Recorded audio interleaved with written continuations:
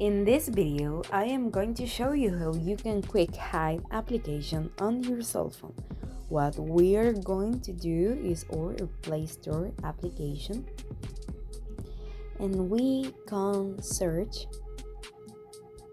calculator secret. For example, I download this calculator. Press in other hand permission, allow permission, and enter a code.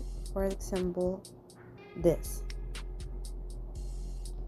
Okay, continue and create a familiar gesture. Use device fingerprints or skip. In my case, I skip.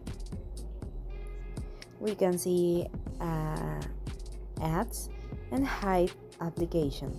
For example, this, and next. Okay, enter calculator. And that's all, guys. We can see other interface.